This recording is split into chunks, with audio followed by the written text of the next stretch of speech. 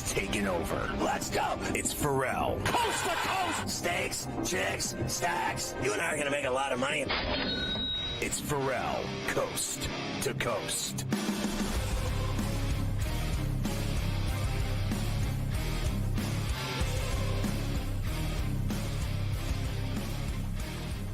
I gotta tell you, Carver High, seriously, like, I had that NIU 27 and a hook, and you know I did, but I couldn't believe they beat them. And I knew they were going to beat them when they had the ball with, like, you know, what was it, like 2.5 minutes left, they had the ball, and they were moving down the field, and they were lining it up for that kick. And they took the lead, and then they blocked the Notre Dame kick. It's really unbelievable to me. What were they, 0-51, the MAC in against top 5 teams? And, you know, I got to be honest with you. When you lose to NIU at home and you're number 5 Notre Dame, I'm sorry, you do not deserve to still be in the top 25. Now, I know people say, oh, that's crazy. They're a top 25 team. Well, really? Are they? Because, you know, maybe Texas A&M is overrated. Here's another one for you. Maybe Florida just sucks, and that's why Miami kicked their ass. And then Miami beat Florida A&M. Well, I know my high school could beat Florida A&M. I mean, honestly, they won 4 state championships when I was there, four in a row. I mean, you know, there's schools that are legit and there's schools that aren't. Notre Dame went to Kyle Field and they beat 100,000 fans. That's what they did. But then they played a really tough MAC team that, let's face it, I think the MAC's kind of high school to me, but that's a tough team. And they put up 54 on Western Illinois. And I knew they were going to come in there and give Notre Dame a game. I mean, how do you score 54? You can't suck, no matter who you play, if you score 55 points. You can't be that bad if your offense is clicking like that. And they did it again. They beat Notre Dame. They beat Notre Dame, and listen, this is just, you can't, I don't care if it was an average to mediocre Notre Dame team. You don't lose at home to Northern Illinois. I don't care what the situation is. It doesn't matter. And this is supposed to be a really good Notre Dame team, and they lose at home. There's a lot of things that bother me here. You know that I don't like the head coach in these games. For some reason, you know, he sits there today, I told you earlier, and says, well, we bought into the hype. Yeah, but you're the guy who's supposed to make sure they don't buy into the hype and keep them focused on the task at hand, which last week was supposed to be smashing Northern Illinois by 50 points. That's what the task was supposed to be, and they didn't do that. They end up losing outright. And here's one more thing for you before I play this great highlight. This is the second year in a row. They bring in a transfer quarterback who I watch in the ACC throwing the ball and running all over the place. All right, Hartman did it at Wake Forest, and they brought him to Notre Dame last year, and it's almost like they didn't let him be himself, and they were trying to play this, grind it out, you know, we're going to run it, we're going to do all that. And now they do the same thing. Riley Leonard was at Duke. Scott, he was the best quarterback Duke had in how long? I know Daniel Jones was drafted. I thought he was better than Daniel Jones at Duke. That's how good Riley Leonard was. I agree. There. And they have let him basically, I don't know. Like, they ruined him. His throws have not been good. They ruined him. I think there's something with the offense there. It's like they want to play so conservative, and it really burns them in a spot like this. Here's the big moment for the Northern Illinois Husky fans. This is it, Scotty. Their local call, WDKB Huskies Radio with the field goal. He's lining it up. 5 seconds left. NIU up 16-14. 62-yarder. Snap, hold. Jeter's kick. It's blocked! It's blocked! It's blocked! Picked up by NIU! Picked up by NIU! The Huskies have done it! The Huskies with the biggest upset in NIU history! They come to South Bend, Indiana, and they knock off the number 5 team in the country. NIU 16, Notre Dame 14. The football gods were shining down on NIU. Great job by that kid. Great job. Great call. A great call. That was a lot of energy. I loved it. Great job by him. Whoever that is, great job.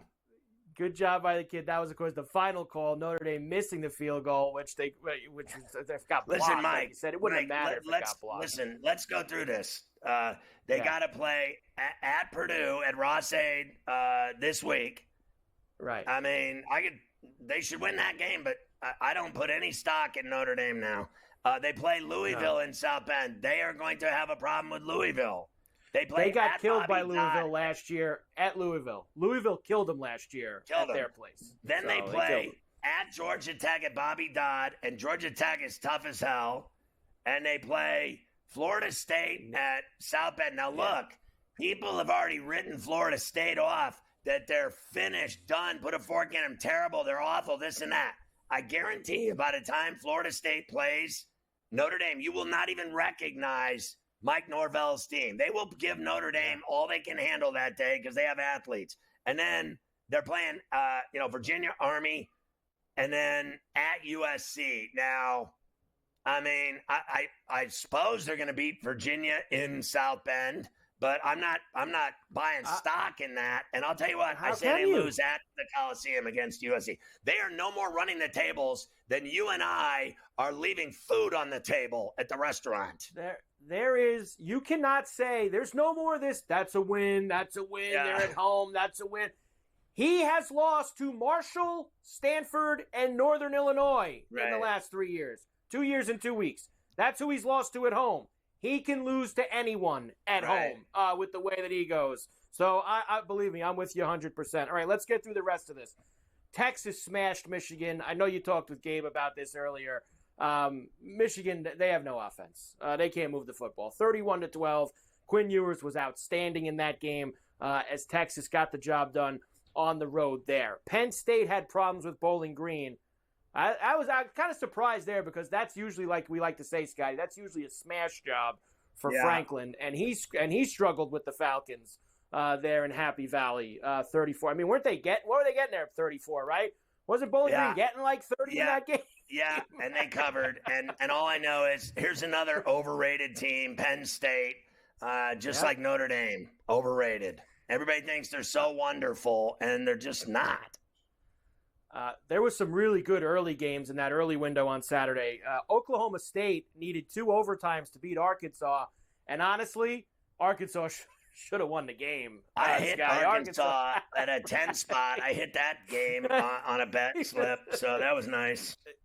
Kansas State beat Tulane 34-27, and Tulane had a chance at the end to maybe win that game, and they did not. But a cover for them as well. Syracuse did beat Georgia Tech. Cover. McCord changes that team, Scotty. I know we like to make fun of Syracuse football, but that kid was good at Ohio State last year. They threw him away, and he's playing for Syracuse now, and he's doing a nice job for them here to start the season. So they got to watch them in the ACC. Rocco Becht and the Cyclones got the outright win in Iowa City against the Hawkeyes, 20-19 with the field goal at the end. Hell of a game that was. Yeah, Iowa blew it. And then the next one, I actually, as you remember, Friday, I took the points with Florida A&M, and they covered against Miami. They did.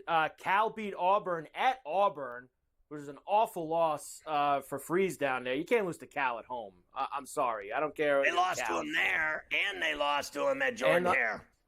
They sure did. And I watched a lot of the Illinois-Kansas game on Saturday night because I told you how much I liked Kansas on Friday. Yeah. That Jalen Daniel threw the game away.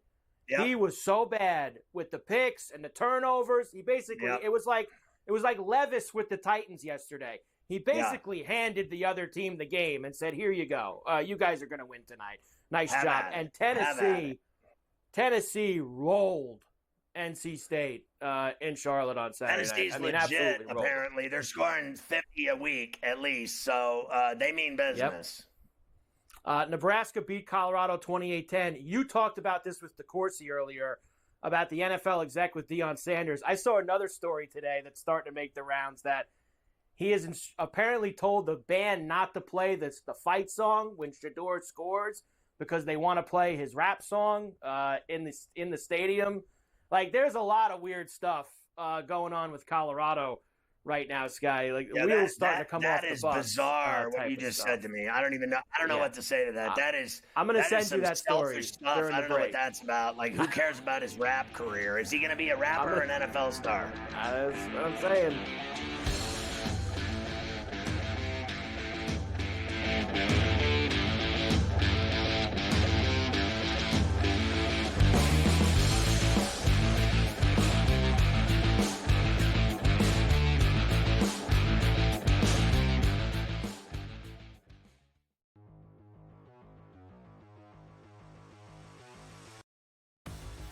buy or sell. Anthony Richardson will be a top 7 fantasy quarterback this season. We're keeping this realistic here. We know that nobody would think that he'll be in the top 3, probably not even the top 5. How about top 7, George? Buy or sell? If he stays healthy, top 5 is not out of question here at all. He's a running quarterback. We know how valuable they can be. My worry is going to be what I mentioned when we talked about the Indianapolis Colts. Boy, man, if Pittman were to go down, there's not a lot to throw. He'll be running for his life half the time there. I like Richardson a lot. Small sample size of what we saw of what he's going to be. I played the 5 games last year before the injury here.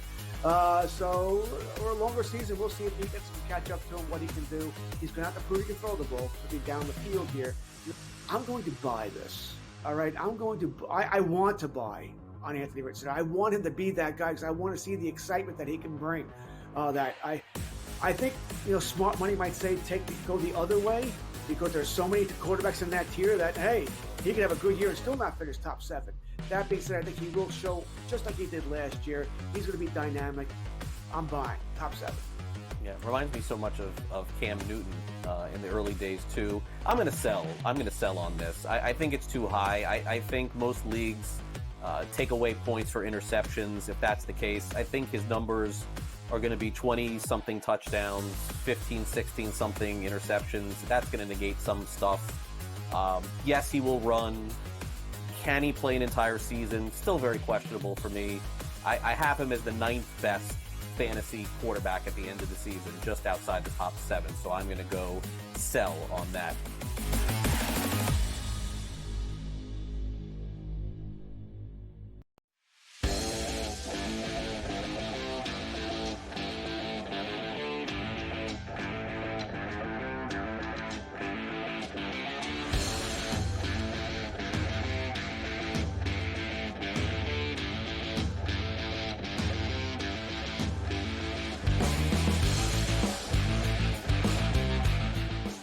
All right, there were some other stragglers, Carver High. Yes, I need to finish these. I was working on some other stuff and didn't get to move anything. Oklahoma had all kinds of problems with Houston, of all teams, at home on Saturday. 16-12, they won. I think they were, 30-point favorites? Oklahoma in that game? All you have to do is play at Oklahoma in Norman at Memorial, and you'll be ranked and you'll be feared by the national media that you're some great football outfit, and it has been, let's face facts.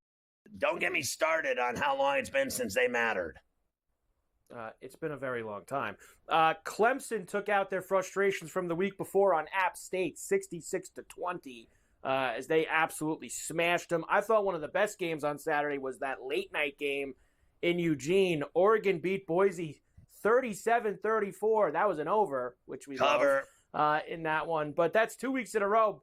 Oregon's had to, they've had to fight just to win these 2 games at home, Scotty, against Idaho and Boise.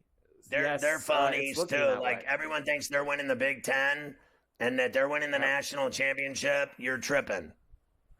I didn't get to talk to about this game a lot with you on Friday. I loved Washington State late night on Saturday because I just thought they had a big chip on their shoulder. They're the one team that got left out, didn't get asked to go to the Big 12. They had a Big 12 team coming into their building in Pullman late night, and they hammered Texas Tech 37-16. Nice job by Dickert and was the other team, and they won too. They went to Snapdragon and shut out San Diego State 21-0. They're both decent.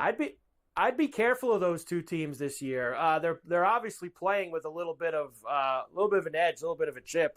After what happened. And they still keep the Pac-12 logo on the field in Pullman. Like, come on, guys. Enough with that. I'll say this much. They're better than Mountain West teams.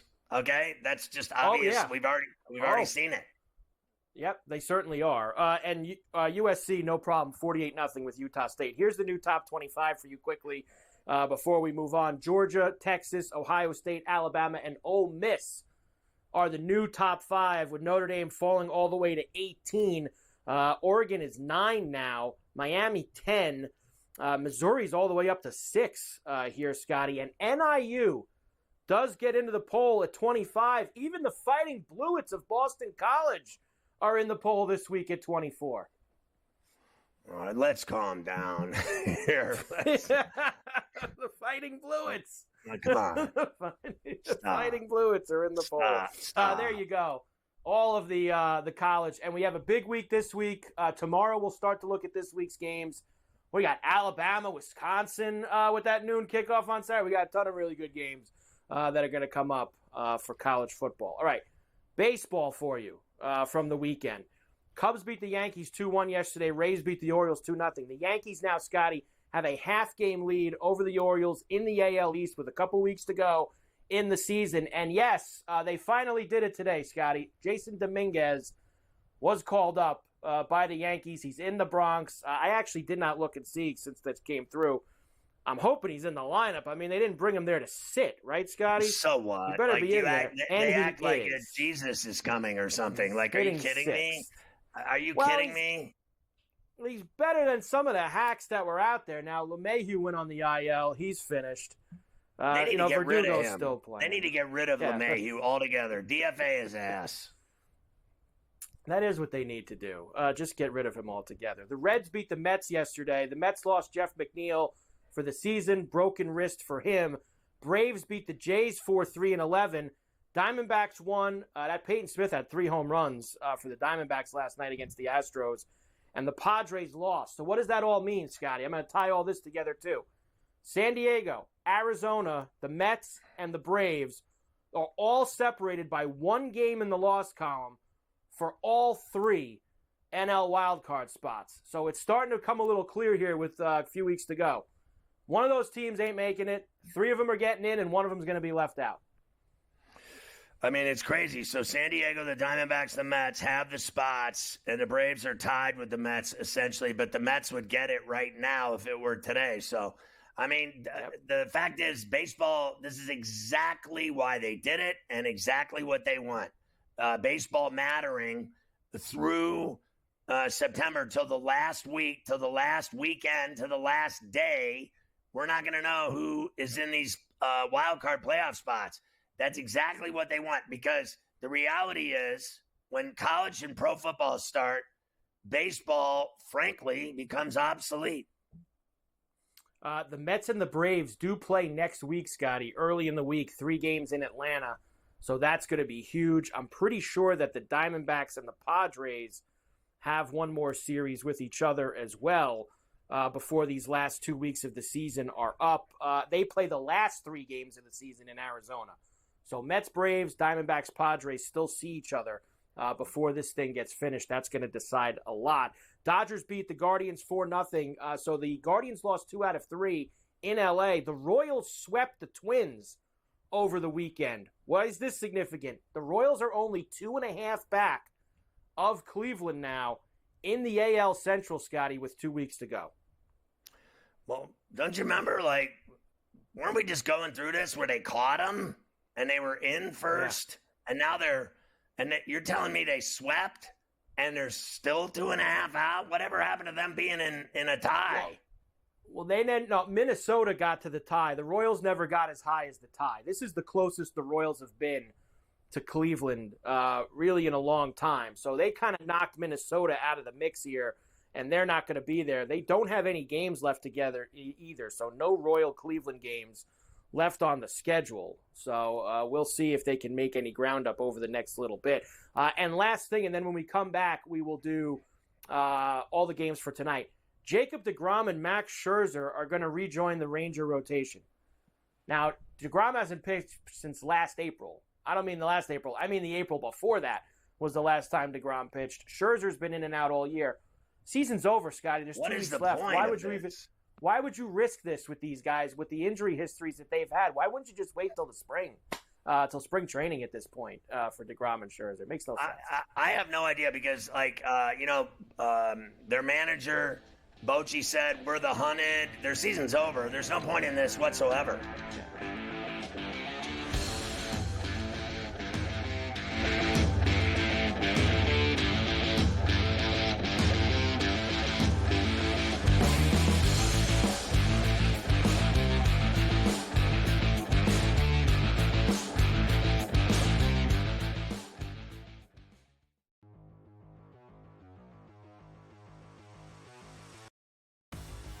buy or sell. Anthony Richardson will be a top 7 fantasy quarterback this season. We're keeping this realistic here. We know that nobody would think that he'll be in the top 3, probably not even the top 5. How about top 7, George? Buy or sell? You know, if he stays healthy, top 5 is not out of question here at all. He's a running quarterback. We know how valuable they can be. My worry is going to be what I mentioned when we talked about the Indianapolis Colts. Boy, man, if Pittman were to go down, there's not a lot to throw. He'll be running for his life half the time there. I like Richardson a lot. Small sample size of what we saw of what he's going to be. I played the 5 games last year before the injury here. So, over a longer season, we'll see if he gets to catch up to him, what he can do. He's going to have to prove he can throw the ball to be down the field here. I'm going to buy this. All right, I want to buy on Anthony Richardson. I want him to be that guy because I want to see the excitement that he can bring. I think, smart money might say go the other way because there's so many quarterbacks in that tier that, hey, he could have a good year and still not finish top 7. That being said, I think he will show, just like he did last year, he's going to be dynamic. I'm buying top 7. Yeah, reminds me so much of Cam Newton in the early days too. I'm going to sell on this. I think it's too high. I think most leagues take away points for interceptions. If that's the case, I think his numbers are going to be 20-something touchdowns, 15, 16-something interceptions. That's going to negate some stuff. Yes, he will run. Can he play an entire season? Still very questionable for me. I have him as the 9th best fantasy quarterback at the end of the season, just outside the top 7. So I'm going to go sell on that.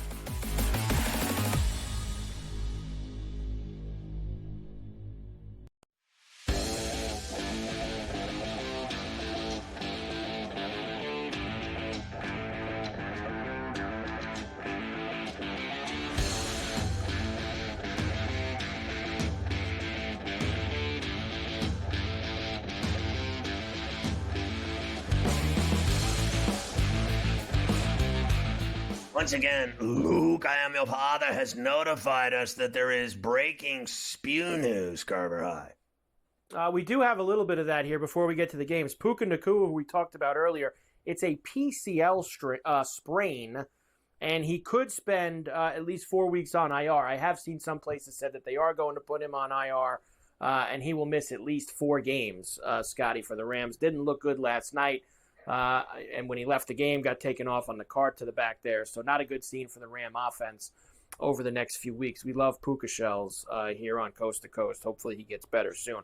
All right, let's go tonight, Major League Baseball. We'll get in as many as we can, and then we'll have to finish it after Adam. It is Skeens night at PNC. Skeens is on the mound against the Fish. The Marlins, Valente Balazzo goes for them. Minus 285 for the Buccos tonight. And a total of 7.5. I mean, I'm going to run line it at worst, and I'm going to say under the 7.5. I'm not feeling runs from the Marlins. They stink, and he's going to strike out somewhere between 7 and 10 guys. He still does it every time he goes out. And then everybody talks about Jackson Merrill. That's precisely what everybody does, unfortunately. The Rays are in Philadelphia against the Phillies. Christopher Sanchez goes for them. Cole Sulser, who goes for Tampa. Minus 205 for the Phillies, plus 170 for the Rays, and a 7.5. I mean, can we get a Alka-Seltzer upset at $1.62 tonight? Can we get a little love at the bank? 24-hour banking. Why not? The Reds have to make a stop in Atlanta. This is a rain makeup from back in July. Nick Martinez for the Reds tonight against the Fisherman Charlie Morton for the Braves. Minus 165 for Atlanta, plus 140 for the Reds, and an 8.5. You know, I got to run line the Braves here with the Fisherman on the mound. I do. I mean, I think the Reds are tough, but the Braves have to win. Like, they're playing now every day. The Mets and Braves have to win. So I think they're playing at a different level of intensity every night when they go out. Like yesterday, they got it done. They have to win. So I say they will. The Royals are in the Bronx to take on the Yankees the next couple days. Start of a series here. The Royals have won 4 in a row. Like we said, they swept the Twins. They'll have Brady Singer tonight. Carlos Rodon goes for the Yankees, who are minus 185. Jeez, plus 155 for the Royals, and an 8.5. I mean, it's a really scary game, and there's no way I'm eating that juicy burger at minus $1.90 with Rodon. And I got to tell you, I think he's pitched great for them over the last month. I'd say the only bet I see worth taking a shot at is the run line at plus $1.15 with the Yankees. But I'm scared to death of the Royals. And Singer's tough. Singer's tough. I would be scared to death of the Royals, too. I definitely would not be on the Yankees tonight. The Mets, as you mentioned before with the Braves, they need to win every night. They are in Toronto to open a series with the Jays. Tyler Megill and Ryan Burr, the starters. Minus 135 for the Mets, plus $1.15 for the Jays, and an 8.5. I just have to keep going with the Mets. I know they lost finally. Obviously, the McNeil injury, I think, does hurt them and affect them negatively. But they're playing great baseball. Lindor and company Alonso, I say they go up there and beat them. I think the Jays are average. I don't deny Vladdy's tough. The rest of them suck. Orioles are in Boston to see the Red Sox. Of course, they're trying to keep pace with the Yankees. Kate Povich and Brian Ballo tonight. Minus 120. Sox are favored tonight. Orioles are even money and a 9.5. I like Bayo at Fenway tonight. I think he's been their best pitcher without a doubt. And, I need the Yankees to win and the Orioles to lose, so that's how I'm betting it. The Angels are in Minnesota against the Twins. Reed Detmers and David Festa. Minus 190 for Minnie and a 7.5. Always bet on Festa cheese on the run line. Lay the 1.5 with the Twinkies. Only 2 weeks left for the White Sox, Scotty. 33 and 111 as they will take the Guardians tonight. Guardians minus 210 and a 9.5. Your guy Simon and Schuster pitching for the White Sox tonight. I'm going Guardians here.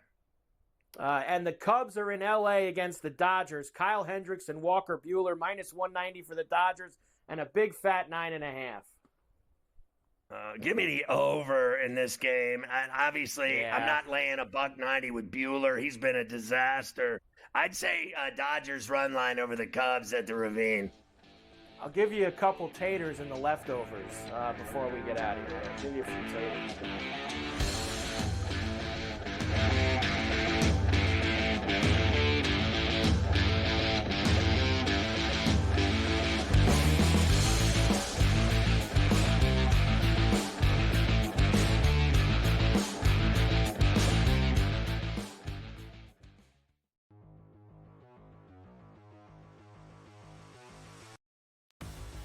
Buy or sell, Anthony Richardson will be a top 7 fantasy quarterback this season. We're keeping this realistic here. We know that nobody would think that he'll be in the top 3, probably not even the top 5. How about top 7, George? Buy or sell? If he stays healthy, top 5 is not out of question here at all. He's a running quarterback. We know how valuable they can be. My worry is going to be what I mentioned when we talked about the Indianapolis Colts. Boy, man, if Pittman were to go down, there's not a lot to throw. He'll be running for his life half the time there. I like Richardson a lot. Small sample size of what we saw of what he's going to be. I played the 5 games last year before the injury here. So over a longer season, we'll see if he gets to catch up to him, what he can do. He's going to have to prove he can throw the ball to be down the field here. I'm going to buy this. All right, I want to buy on Anthony Richardson. I want him to be that guy because I want to see the excitement that he can bring. I think smart money might say go the other way because there's so many quarterbacks in that tier that hey, he could have a good year and still not finish top 7. That being said, I think he will show just like he did last year. He's going to be dynamic. I'm buying top 7. Yeah, reminds me so much of Cam Newton in the early days too. I'm going to sell on this. I think it's too high. I think most leagues take away points for interceptions. If that's the case, I think his numbers are going to be 20-something touchdowns, 15, 16-something interceptions. That's going to negate some stuff. Yes, he will run. Can he play an entire season? Still very questionable for me. I have him as the 9th best fantasy quarterback at the end of the season, just outside the top 7. So I'm going to go sell on that.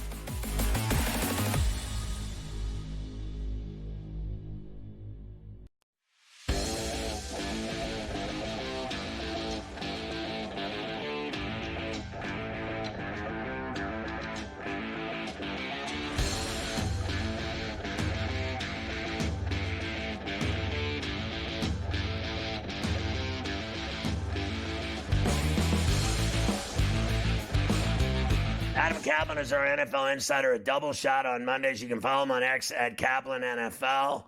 Almost 30 years covering the National Football League. You see him on SportsGrid all across the board and on C2C 3 times during the week. Double Shots on Monday and Double Shot on Friday, plus Busted Capping Your Ass on Fridays where he does his spread picks. I got to just start with this before we get into everything else. I was just saying to you, you're paying this guy $35 million a year to do the games. He's the number one announcer. Immediately takes a guy's job that was great at it, allegedly. People thought that Greg Olsen was great at it. They just bumped him right out of there for Tom Brady, which everyone, I understand, 7 rings. You get whatever you want when you're Tom Brady. But he was really pedestrian at doing it. And I'm telling you, he wasn't worth $3.5 million doing that game. Yeah, and I expect Brady to improve at it. He needs to relax a little bit. I thought he was a little bit uptight. But you were talking about Greg Olsen, who's just phenomenal. See, the thing is, he's relatable. He's got great energy. He explains it well. Olsen has done it in a way as a broadcaster, as a analyst, that we all can understand. And that is the key to broadcasting, no matter what sport that you're doing, being relatable. And Greg was really good in the beginning. I think you and I were talking about that off the air. You kind of see it sometimes when guys have it. And in Brady's case, yes, you're expecting greatness because of what they're paying him. It's going to take some time. I just can't. You can't explain that to me, that he's worth $35 million. I guess it's just because of his name and his rings. Because, I mean, that was really lame is what it was. It was lame. All right. Takeaways and intel from the opening Sunday of Pain Day. Where do you want to start here? Yeah, it's interesting. Oh, by the way, this just came down, and we should mention this. The Rams will host the Cardinals in their home opener. Right. They lost last night at Detroit. They are a mash unit on their offensive line. 3 of their starters are out. The left tackle, Lyric Jackson's got to serve this second game of his 2-game suspension. Puka Nacua is going to miss a minimum of 4 weeks with his PCL sprain. Right. He aggravated the injury and I was there that day when they had to join practice with the Chargers and El Segundo in early August. So Nacua got hurt early in the game. He was headed for a big game. He had 4 catches in the first half, and that's why you saw Cooper Kupp get a ton of passes his way. So that's a problem. They're in trouble, man. They are in trouble. They just don't have the depth. Who has the depth? Who could withstand losing 3 players? They're going to be down at least 2. Now, the third guy they'll see is day-to-day. But that's a problem. And that was a tough loss. In fact, that game would have went over the total, I'm telling you, because we'll talk about the overs in a second. That game had an overpace, but the problem is the Rams couldn't protect Matthew Stafford. I give them all the credit in the world. They really hung in that game. You and I talked about this game Friday. I think we both liked the Lions. Lions made it more interesting than it really should have been against those Rams. They blew it. Yeah. They had the game won. They came back and took the lead, and then they blew it. I thought their overtime defense was anemic. Yeah, and I got to give the Lions credit getting Jameson Williams the ball. That was one of the big stories of the game, because if you remember, Jameson Williams last year did next to nothing, right? And this, talking to the Lions, this will be his breakout season, and he did that. And the one issue you have with the Rams is, yes, their defense kept them in the game, but they've got issues at corner, and that's where teams are going to go after them. If you could protect, there were some protection issues in that first half with Goff, but they got it together. And he made some big plays when they needed to. Montgomery cashed it in. But I give the Lions credit. And now you look at that with the Packers' problem now with Jordan Love going to miss time. Right now, you got to say the Lions are a shoo-in to win that division. The Packers they're going to have problems winning without Jordan Love. Malik Willis is not ready. Do you think, because we talked about this earlier, I want to get your assessment of it. We've already discussed it. Do you think that injury in Brazil is going to ruin their season? It's going to set them back, okay? First of all, with the NFC North, right, where it's really tight. One of the reasons why I thought the Packers could certainly win that division or win more games than 9.5, which I still think that they will, is because of Jordan Love and the way that he played in the second half of last season. What's interesting is against the Eagles, he did not play well. Okay, let's leave the injury to the side a little bit. Right. Throwing off his back foot, inaccurate, passes were not really on target. He made a couple big plays, but overall he didn't play well. Now, and you just talked about, can this injury down sort of derail their season? Well, it's not going to derail it, but it's going to set them back. Malik Willis is a guy who's super raw. Okay, the Titans were trying to move him. They found one team that would trade for him, that was the Packers. Now, I know it's the same West Coast offense that they're running with Tennessee, but we saw this 2 years ago. He wasn't ready. If you're going to develop Malik Willis, Ferrall, you need a full offseason to do that. It's going to be very, very tough for them to be able to win without him, and it's not like their defense played great against Philly either. If you want to look at why some of the totals were going over, look at how many coordinator changes we've had, Scott. A lot of defensive changes, and with Green Bay and Jeff Hafley, their defense at times collapsed against Philly. No doubt about it, Adam. All right, I want to go through the litany of quarterbacks that looked terrible yesterday, and I want to go on your list back to front. I want to start with Caleb Williams because everyone had him Rookie of the Year, Offensive Player of the Year, Bears are going to the Super Bowl, Eberflus Coach of the Year. He was terrible. Yeah, he struggled. And the thing that concerns me is trying to throw off platform, not taking the passes that are there. This is a good scheme that they're playing in with Shane Waldron, who developed Geno Smith with the Seahawks. They're running a West Coast offense. It's a timing-based offense. You and I talked about this about Caleb Williams. If he's going to be a success, he's got to play within structure as much as possible. I get it. If the pocket breaks down, throw off platform. That's fine. But within structure, when the play is there to be made, you need to make it, and he didn't do that. They won in spite of him. Their defense took the game over in the second half. In that same game, Will Levis struggled. The Titans quarterback, turnovers, indecisiveness. The Titans blew that game. Let's call it like it is. Yes, the Bears defense took over in the second half. The Titans shouldn't have choked that game. They had it. It was an ugly game in the first half. The Bears should not have won that game. Will Levis struggled. He's got to play better. He blew it. They blew it. Bryce Young is still terrible. Oh boy, he really struggled in this game against the Saints. The game was never close. It put their defense in a tough way. See, the thing is, Scott, Dan Morgan, their new general manager, has done a good job of putting talent around him, but you wouldn't know watching that game. Young just doesn't stand tall in the pocket. He's got to play better. They can't run the ball to save their life.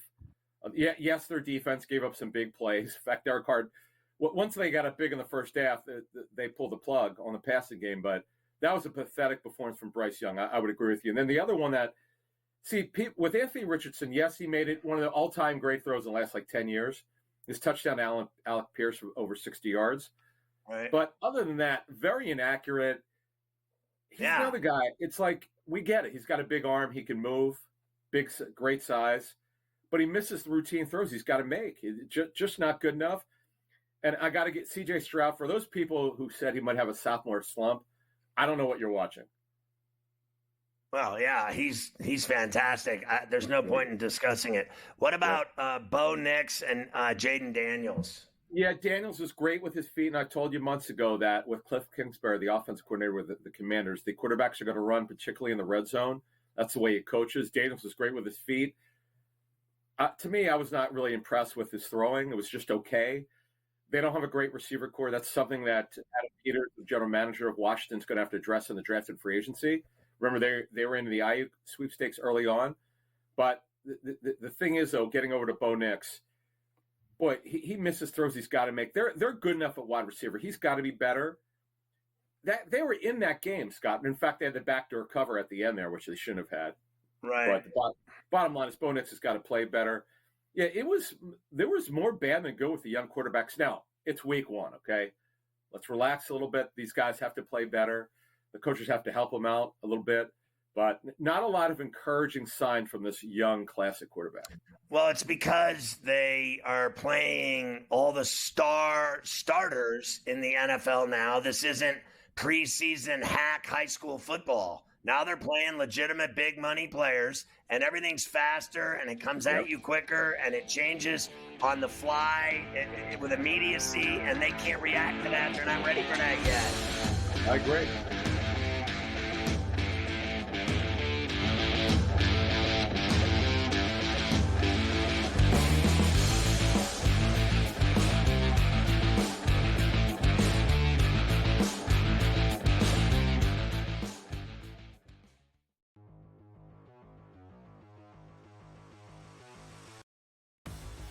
Buy or sell, Anthony Richardson will be a top 7 fantasy quarterback this season. We're keeping this realistic here. We know that nobody would think that he'll be in the top 3, probably not even the top 5. How about top 7, George? Buy or sell? If he stays healthy, top 5 is not out of question here at all. He's a running quarterback. We know how valuable they can be. My worry is going to be what I mentioned when we talked about the Indianapolis Colts. Boy, man, if Pittman were to go down, there's not a lot to throw. He'll be running for his life half the time there. I like Pittman a lot. Small sample size of what we saw of what he's going to be. I played the 5 games last year before the injury here. So over a longer season, we'll see if he gets to catch up to what he can do. He's going to have to prove he can throw the ball to be down the field here. I'm going to buy this. All right, I want to buy on Anthony Richardson. I want him to be that guy because I want to see the excitement that he can bring. That I think smart money might say go the other way because there's so many quarterbacks in that tier that hey, he could have a good year and still not finish top 7. That being said, I think he will show just like he did last year. He's going to be dynamic. I'm buying top 7. Yeah, reminds me so much of Cam Newton in the early days too. I'm going to sell on this. I think it's too high. I think most leagues take away points for interceptions. If that's the case, I think his numbers are going to be 20-something touchdowns, 15, 16-something interceptions. That's going to negate some stuff. Yes, he will run. Can he play an entire season? Still very questionable for me. I have him as the 9th best fantasy quarterback at the end of the season, just outside the top 7. So I'm going to go sell on that.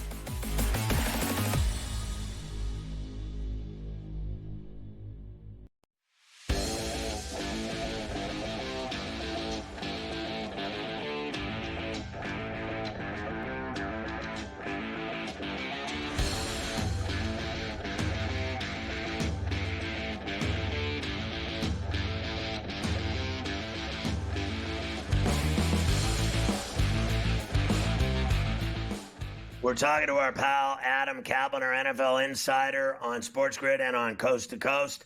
A double shot on Mondays, and we're getting ready for the game tonight at Stonewashed Denim Jeans in Santa Clara, Cali, with the Niners and the Jets. We'll get to that in a minute. Let's start with the story out of Buffalo about Josh Allen's wrist, hand, whatever it is, but it's not his throwing hand, so he'll be able to go on Thursday at Hard Rock. Yeah, he's been cleared. He gave them a scare. It's actually his left hand.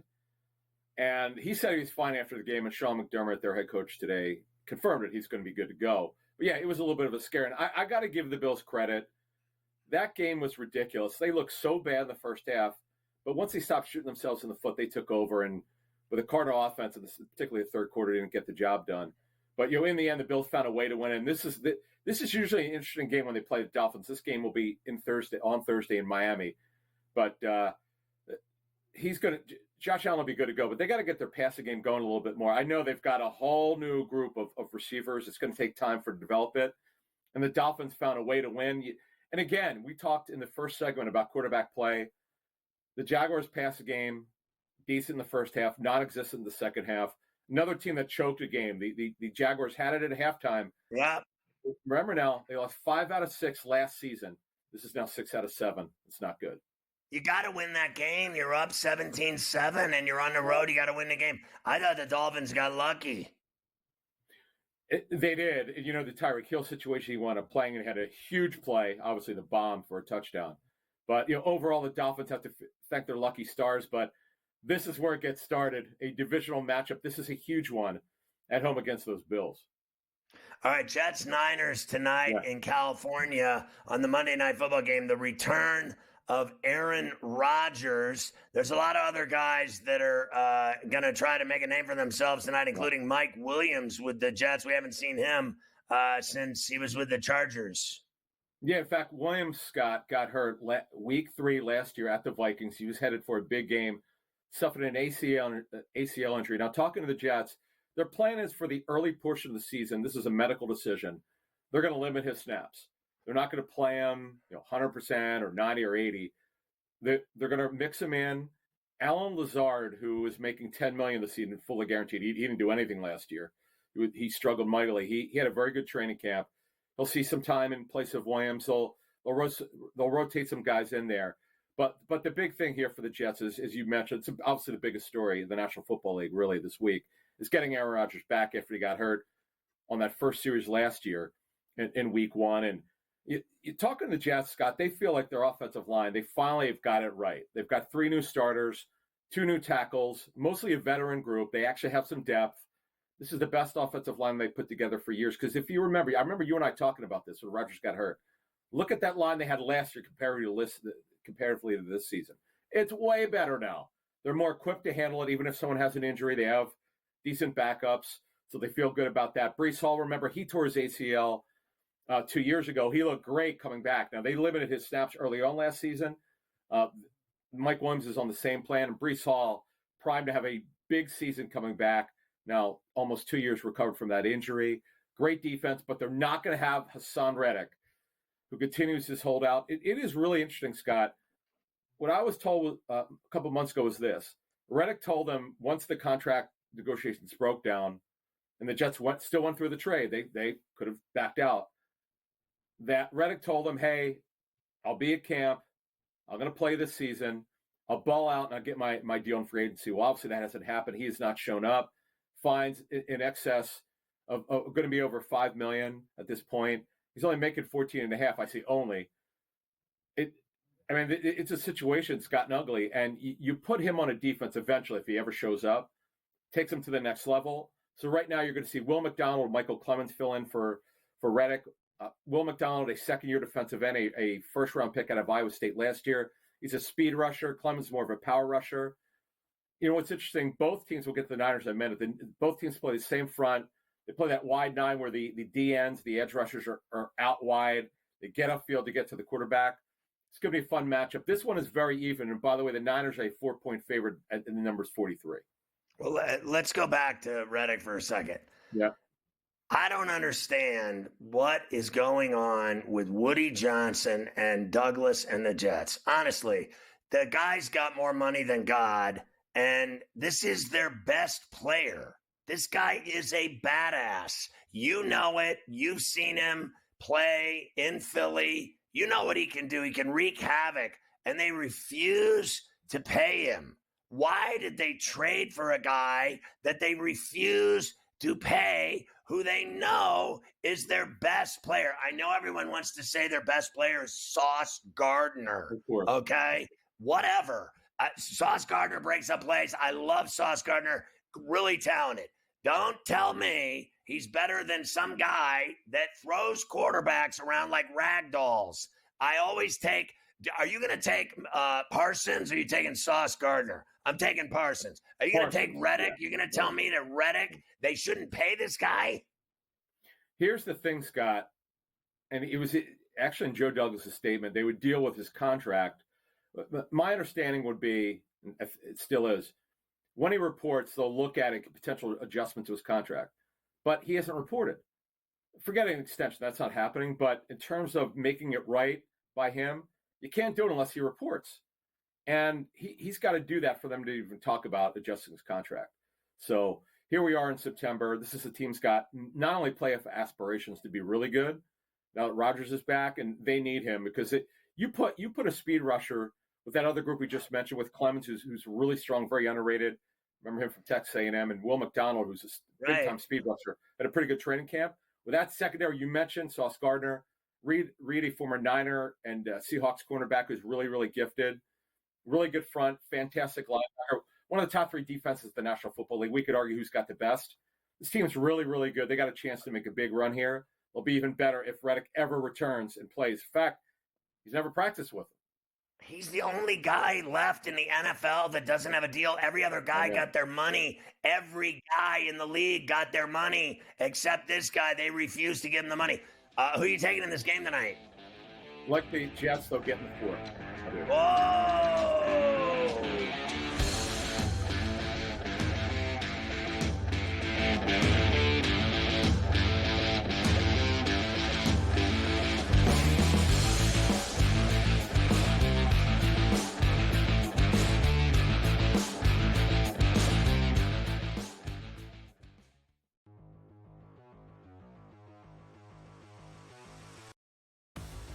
Buy or sell, Anthony Richardson will be a top 7 fantasy quarterback this season. We're keeping this realistic here. We know and nobody would think that he'll be in the top 3, probably not even the top 5. How about top 7, George? Buy or sell?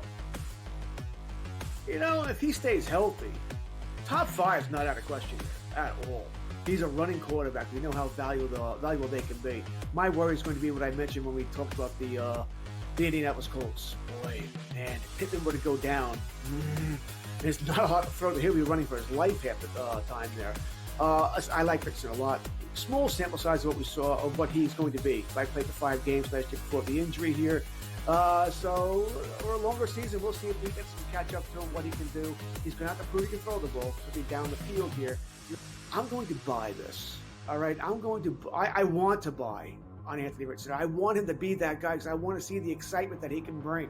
I think smart money might say go the other way because there's so many quarterbacks in that tier that hey, he could have a good year and still not finish top 7.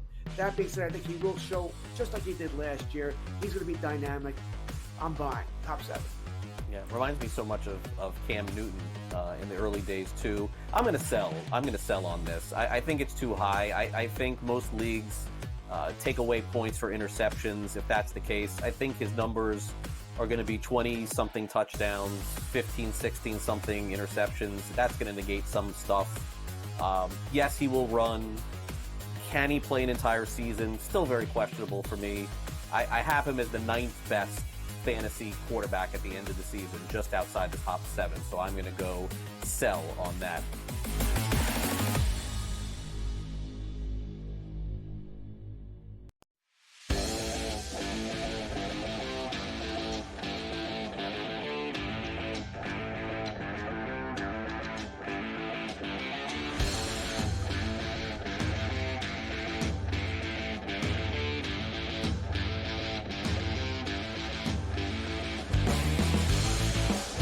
More spew news. It's unbelievable the amount of breaking news today, Carver High. Yeah, well, I guess we could kind of say we'll start the leftovers with this one, Scotty. Former Chief wide receiver Kadarius Toney, who, of course, was on the last couple of Super Bowl winning teams, he has a new home. He's going to sign with the Cleveland Browns, Kadarius Toney. So that'll fix all their problems from yesterday. Kadarius Toney to the Browns, Scotty, getting involved. All right, how about I give you some homers and some touchdowns for tonight as well here to start the leftover segment. Right. First, the long balls. We'll go to the Bronx first. Salvi Perez against Carlos Rodon. 10 for 23 with 2 homers in his career, plus 350 for Salvi tonight. We'll go to Marcelo Zuna against Nick Martinez in Atlanta. 4 for 8 with 2 homers off of him in his career. We'll go to Gunnar Henderson in Fenway against Ballo. He's plus 420 tonight. And, in fact, I just saw him somewhere else, plus 570. If you want to get Gunnar Henderson where the lion's share used to be, you can get him there as well. He's got a homer off of a Max Muncy late night against Kyle Hendricks. Now, I know, Scotty, Kyle Hendricks probably going to give up taters. Otani's like plus 160 tonight, which is just really hard for me to stomach. So I'm going to go with Muncy at plus 290. And the big ball of the night, the Bartman on a skiing start going against Palazzo for the Fish, plus 680 for Joey Bart at PNC tonight to give us some exciting things. So there's your taters for tonight. Next, how about some tutties? We hit the first tutty Friday night in that Eagle-Packer game with Barkley, Scotty. Let's go for it again. We're going to go Debo tonight at 9-1. How about that? Plus 900 for Debo for first touchdown in the Monday Nighter against the Jets. I'm going to go with Kittle at plus 200 and Garrett Wilson at plus 150. 3 tutty picks for the Niners and the Jets tonight, Scotty. Can I get you in on Debo to start the game with a tutty? Listen, I like all those bets, the taters and the tutties. I mean, you're the king. I don't have a problem with any of that. Let's go. Let's go. Kendrick Lamar will perform the Super Bowl 59 halftime show Very in popular. New Orleans. Very popular rapper. Very influential. Very, He's changes society. Very popular. Nuggets and Jamal Murray agree to a 4-year, $208 million extension. Now, Mafia's typing me something right now that I'm going to have to read once he stops typing it. Angel Reese's season is over for the Chicago Sky in the WNBA. Wrist injury for Angel Reese finished there with that one. Asia Wilson of the Vegas Aces misses her first game since 2019. Ankle injury for her. Here it is, Scotty. A new civil lawsuit accuses Deshaun Watson of sexual assault and battery from back in October of 2020 when he was in Houston. So more legal trouble potentially for Deshaun Watson, Scotty. I mean, 4 years ago, you can still make this stick? Honestly. Yeah, it seems like. We'll see how that goes for him. Good U.S. luck. Open is over, of course, in Flushing. Yannick Sinner beat Fritz for the men's title. Sabalenka beat Jess Pegula on Saturday for the women's title. Former UFC fighter Demetrius Johnson retiring from the MMA. Didn't he have a nickname, Scotty? Wasn't he Mighty Mouse? There you go. Finished. Dustin Poirier wants one more fight. Well, who doesn't, Scotty? Want one more Dustin Poirier fight? The Diamond wants another fight. I sat with Mighty Mouse. I bet you he wants to fight Conor McGregor again, right? He's only fought him 9 times. No, he doesn't. Conor McGregor. He doesn't want to fight him. Conor McGregor doesn't fight. I sat with Mighty Mouse at the Tank Davis fight. I have to say his girlfriend was really hot. Are we on the air? Ooh. We are? Don't talk about hot women. Okay.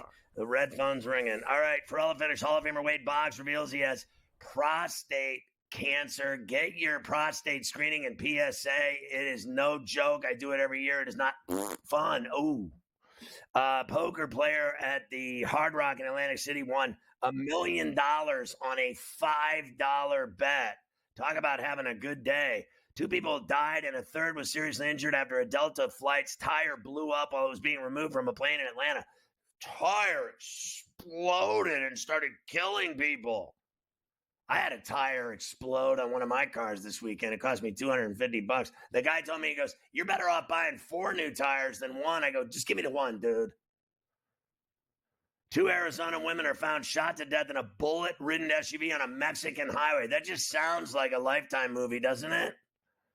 Florida doctor removes wrong organ from a patient, resulting in immediate and catastrophic death. I went in for a groin tear, and they took out my liver. GTD is next. Enjoy the game tonight. Go to FerrallOnABench.com. We'll see you tomorrow at 3 on Coast to Coast.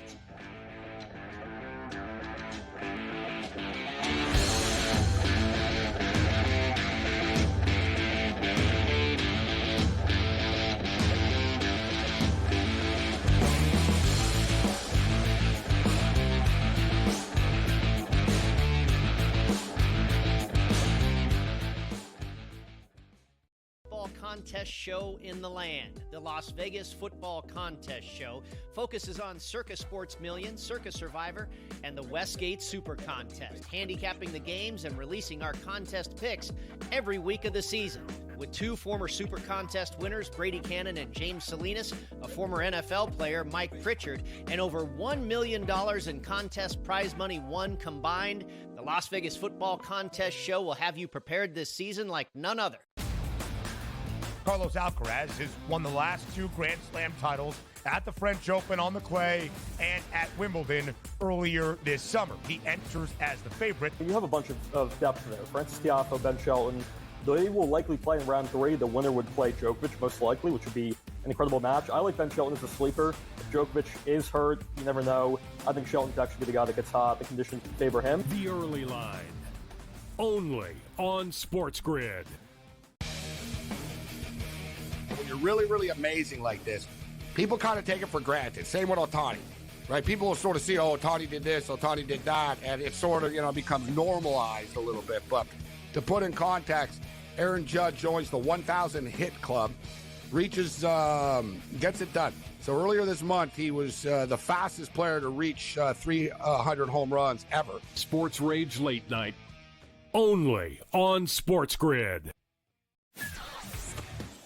The leftover language would be the million shy of what Jefferson makes Jefferson a better player. If you want to believe that, I'm not sure I buy that he's that much better than CeeDee Lamb. Tony Pollard's gone. He's now with the Titans. I was with the Titans a couple weeks ago. He'll be their starting running back there. They're going a different direction in Dallas, but it's all about CeeDee Lamb right now, the first of the other deals that they have to get done. Ferrall Coast to Coast, only